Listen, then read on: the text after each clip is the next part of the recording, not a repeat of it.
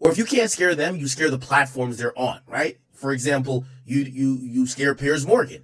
And from what I've heard now, pretty much the YouTube channel that is damn near her home right now, Real Life Street Stars, apparently they have been, suspended from YouTube, and not necessarily their channel, but they can't upload for a while. And why can't they upload?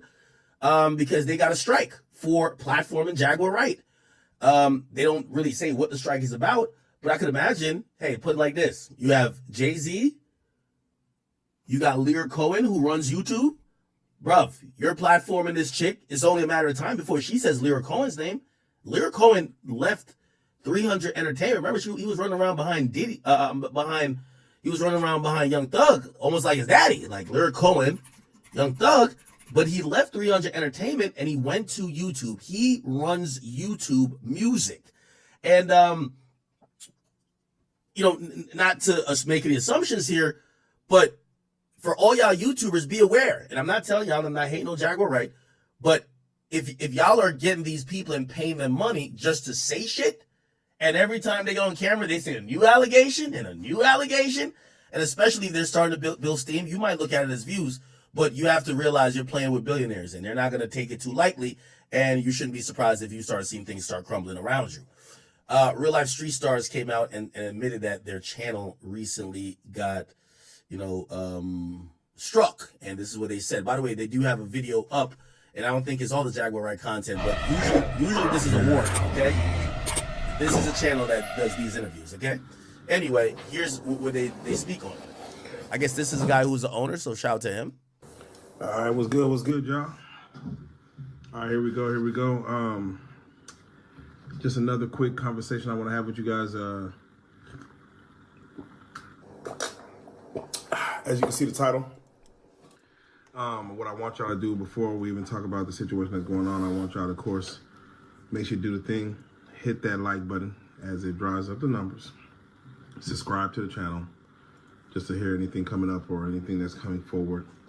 And then, of course, hit that notification bell. So therefore, when I do go live, you know that it's me going live, and therefore you can hop in and we can do this thing together. But as you can see, yes, the Real Life channel, we are not posting any videos because we can't. We actually got a strike on our channel. First a warning, then a strike because of our Jaguar Wright content. So technically, and this kind of more so goes into, I don't want to go into the details of what the strike was about, but it definitely was because of the Jaguar Wright content. Maybe it's Jay-Z, maybe it's Beyonce, maybe it's the Beehive, maybe it's Diddy, maybe it's Diddy's people, maybe it's Lear Cohen, maybe it's Kamala Harris, maybe it's Obama, maybe it's Biden. Who knows? Maybe it's YouTube. But either way, we got a strike, so therefore we're not going to be posting nothing on that channel for at least a week. Now, again, I like all these YouTube channels. I react to a lot of their content. I want to just give a warning to all of these guys. Y'all need to think about the timing we're in. Y'all got to treat Jaguar Wright, Orlando Brown, all of these people who just get on and they got all these stories, and especially when they're super salacious. I feel like Gene Deal is like middle of the road. Like, I don't think he comes out and just says, oh, everything is true. Like he's been saying the same thing consistently for a while. But a lot of this unsubstantiated shit, I'm going to be honest with y'all, I think something I should stay away from, right? It does go for good clicks. Right now, it's hot. But like how I've learned, it's like when, like I had a couple of conversations with some of these platforms, I won't mention where. They basically, like for platforms like mine, they basically say, stay your ass out of politics, right? When it comes to political season, which is usually 6 months from the date of especially a presidential election, they police extra when non-political pages or cultural pages like mine post about politics. What does that mean? Well, they'll strike your page, censor you, shadow. Like my Instagram page is shadow. I post hip hop 365. We got shadow banned again for politics. They're not playing about politics right now. It's political season. I'm using that as an example to say to these guys who probably are seeing a huge profit margin when it comes to a Jaguar Wright who's just gonna, like, you know, she has a different, she's building on these, who knows, his conspiracy theories or facts, but she has something else to say every single time. You gonna get yourself fucked up. These platforms is gonna keep striking y'all. I think it's just started. I think the lawyers of, if this is my opinion, the lawyers of Jay-Z, they're not going to sue y'all. Y'all don't have money like that, with all due respect, right? They're, if they don't think that you're making millions, they're not going to sue y'all, right? They're going to target the platforms which you work with. Piers Morgan might get a direct ultimatum. For y'all, they're not even going to hit y'all with a cease and desist because you're going to come back online and use it as content. Yo, I just got here with a cease and desist. Well, you know what the fans are going to say? Well, damn, that might be, it might be right. So you know what they do? They go through their back channels and they hit the YouTube system. Now you have a partner manager in YouTube watching your channel. You never want that because now you're not really knowing. So you keep producing that same content and they just keep striking you till they get you out of here. So, you know, shout out to Real Life Street Stars, I believe. I hope they realize, hey, you know, not telling y'all not to do content with Jaguar Wright, but you're on the radar. All pun intended. You get what I'm saying? The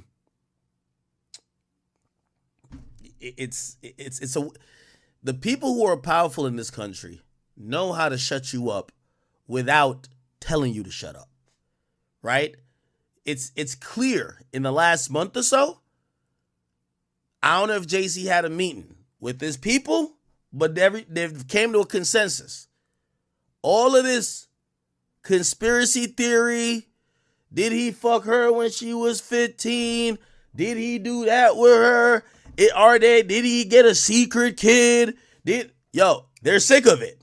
And, you know, again, not accusing Jay-Z of anything specifically, but I think we do know with a certain level of powerful and famous people, they start playing really unfair. They'll let you talk your shit, but they'll be like, how you feel about being demonetized, you bitch ass nigga? How you feel about you can't post no videos, nigga?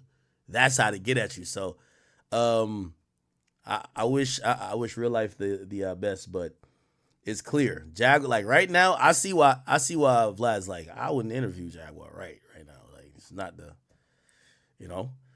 Anyway, we'll see. What's going on with it? Here we go. Real quick, just wanted to do another video. This video, of course, is speaking directly on the Akademiks post that y'all just saw. Of course, him telling us about how our channel, how we need to kind of address our channel, how we need to move with the Real Life Street Stars channel, especially pertaining to the Jaguar Wright content. It seems like Akademiks and both, and before we get started, make sure you do the thing, hit that like button, make sure you hit the subscribe if you're not already subscribed, hit that notification bell for anything that comes up, and of course, jump in the comment section as we love to chat it up as we do these little quick reaction videos. But yeah, no, I want to react to the Akademiks post and shout out Akademiks for everything he's done to the culture. He had a lot to say about our Jaguar Wright content and the people who interview people like Jaguar Wright. Again, I spoke with Vlad TV and he had a lot to say as well. And first and foremost, what I want to tell people is now, if we didn't believe Jaguar Wright, we would not be interviewing her. Technically, if someone just comes up, and this is anyone who calls our phone and asks us to do an interview or anything like that, if somebody just calls and says, hey, I got these accusations of so-and-so doing this or this is happening over here, most likely, unless they have either been around that person or have like, you know, because we talk off the phone, you know, as far as things that's going on, we'll ask questions off the phone, not more so during the interview, because it's more so for them to tell what they want to say during the interview. But if somebody comes up with an accusation or a story, off the phone, we try to ask questions like, what? How did that happen? So with that being said, we have well, let me stay on topic. Jaguar, of course, just talking to her off of the cameras. There's a lot more that she even doesn't say that she probably cannot say on camera that will lead to other things. So when people say, hey, you should be careful about interviewing her, we understand what you're saying. We should be careful about interviewing anybody. But as far as not getting her because she's a falsifier, she's not telling the truth, or things she's saying just isn't in the world of reality, no. Based on the information that we get from her and the things that we're about to go into before we start talking, she very much is based in reality. She's very much based in a world that maybe the normal people who move throughout society don't know of. We keep talking about these Diddy parties and everyone's on Diddy, but let's talk about the real thing. You know, let's talk about the people who are beyond Diddy. Let's talk about the elites. You think Diddy throws a party because he just wants to have a party? You know, most likely people who are in positions way bigger than Diddy, way higher than Diddy, are probably meeting him during meetings and having conversation about business. Then towards the end of that conversation, they may say, hey, when are you having your next party?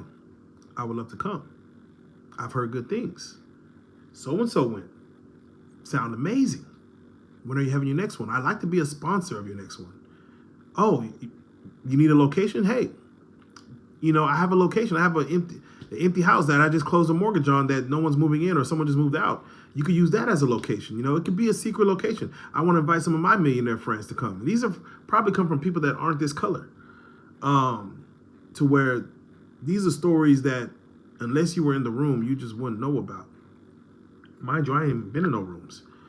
But I'm going off of what I've heard of people who have been in these rooms.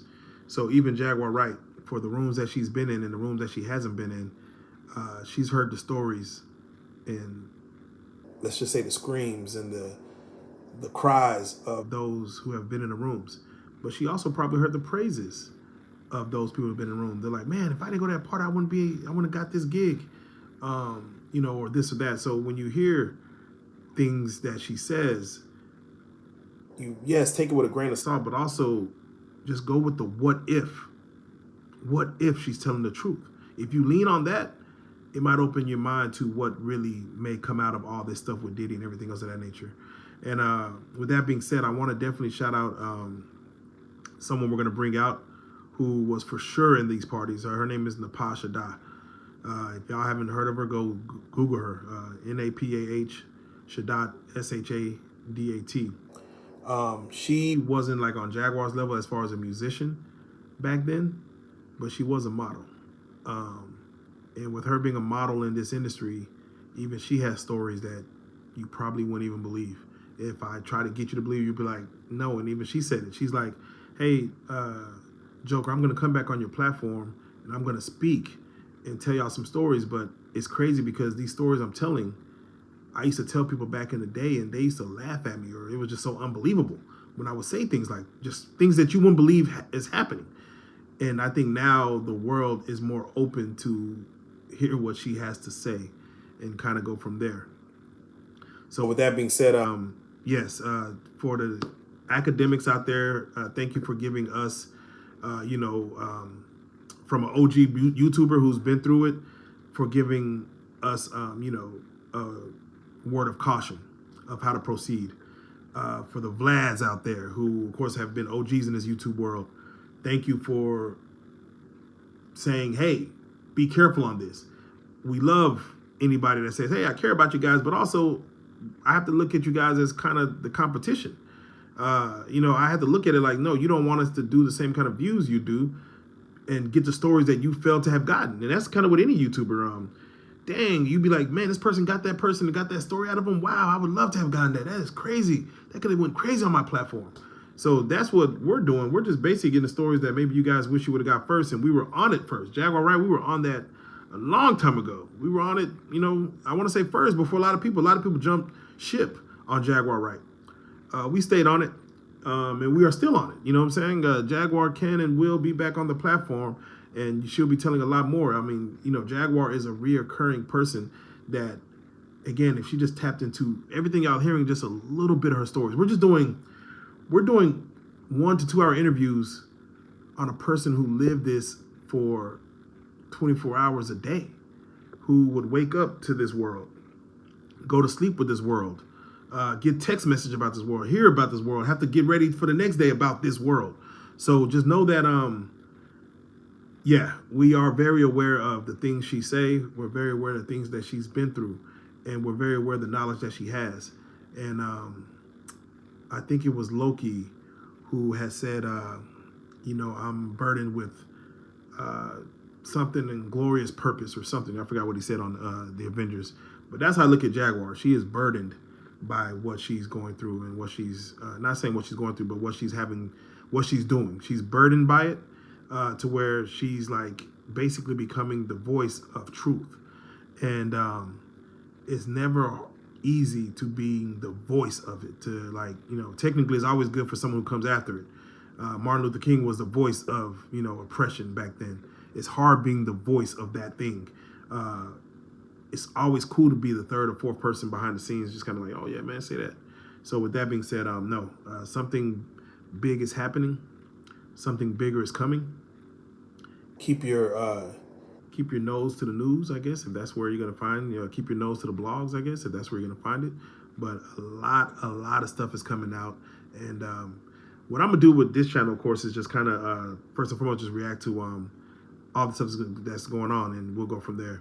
But with that being said, no, big things are popping, big things are coming, and I just want to take the time out to say, buckle up, get ready. We ain't stopping. It could come from anywhere. It could come from, you know, it could come from anywhere.